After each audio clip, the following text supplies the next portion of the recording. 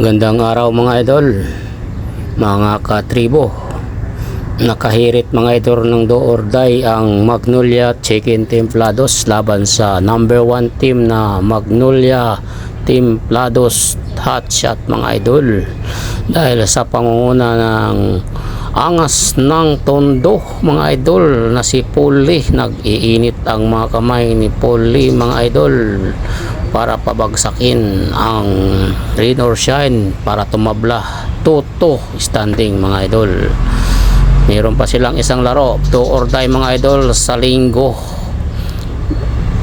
sa Inaris Antipolo. Do or die kung sino ang pwedeng kumalaban sa Tok and Tek sa semifinals mga lods. Ito mga lods ang mga highlights ng import na ito mga laro nila mga idol. Hindi lang natin masyadong may paano ang i-play kasi delikado mga lods. Umiscore ang import ng 30 points mga idol at ilang mga rebounds, samantala si Paul Lee ay umiscore ng 25 points na may dalawang 4-point shots mga idol. Ang final score ay 129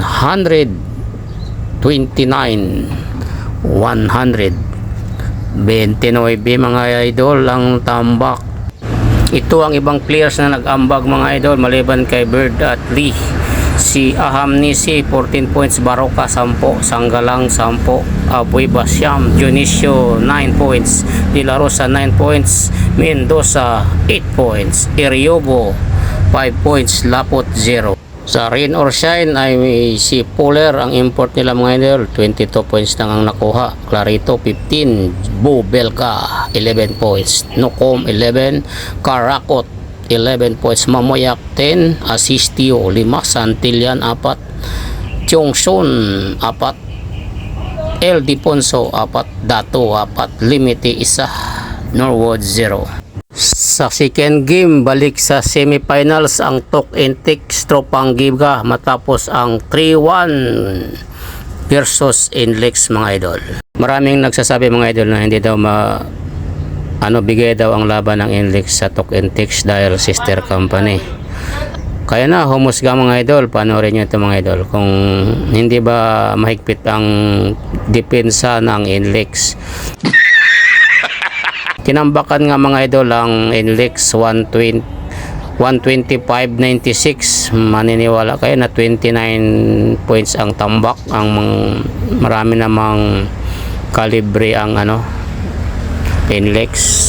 Stop it. Get some help. Ito ang mga depensa nila mga lods. Panoorin nyo.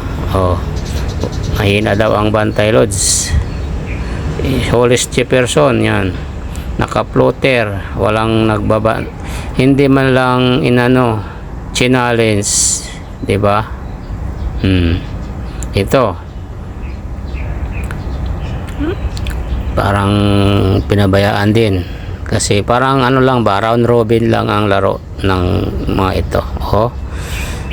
China-challenge sila pero naka-release na ang bola. Ibig sabihin pag counted pa yon pag tinamaan ang kamay, di ba mga lods? Hindi ako marunong sa basketball, kaya na ang bahalang ang humusga. Ang sa aking nakikita lang mga lods. Ito mga lods, walang kabantay-bantay mga lods. Huli na nag-challenge. Kayo na mga lods ang mag-desisyon kung anong masasabi nyo. Di ba? Tuwang-tuwa si Hollis Jefferson, sabi nila minsan lang tong ganito, hindi pukpukan, hindi pagod ang aking katawan. Naks, ito mga idol tuloy-tuloy mga idol, sinasalobo nga pero huli na. Di ba? Papaul pa yan siya dyan kasi tatama siya doon sa sa nagdi-dribble. Anong masasabi niyo mga lods? Comment na mga lods kung anong yan. Napakalayo ng bantay mga lods. Di ba? Tuwang-tuwa nga si Kubi ng Pinas dito mga idol. Panoorin natin. 'Di ba? Mahina. Nagpa-flops pa, bumagsak pero di naman talaga ano. Ito. Oh, umanga, tatlo ang bantay mga lods, hindi humabol yung isa. Aw, ambot sa langaw mga lods. Oh, 'di ba? Alam na niyang papasok, tumakbo na siya doon sa kabila eh. Ito, Hollis Jefferson. Oh, ito, talagang ano na yan. Hindi talaga mapipigilan yan kasi Jordan moves yan. Kobe ng Pinas. Pero yan, tuloy-tuloy. Hanggang sa mga isyot mga idol. Diba? Oh. Ito yung mga isa mga